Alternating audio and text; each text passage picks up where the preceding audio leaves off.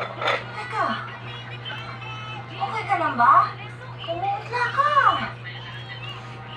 Okay lang po ako eh. Pagod lang po siguro. Tulog ko na lang po to. Oo. Ay, sige, basta pagkatapos yan, magpagno ka na, ha? Sige, anak, may napatay ng ilaw, ha?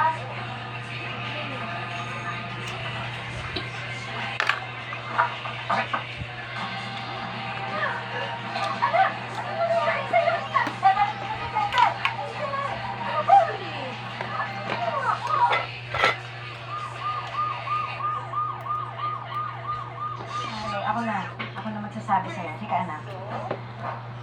Kasi nga, sabi nitong si Hana, na pinakain sila ng basura. Naalala mo si Mrs. Cortez? Bakit hindi mo sinasabi sa akin, anak? Sino ba si Mrs. Cortez? Si Mrs. Cortez yung teacher na nakaaway niya sa talipapa. Hindi ko, anak. Pinakita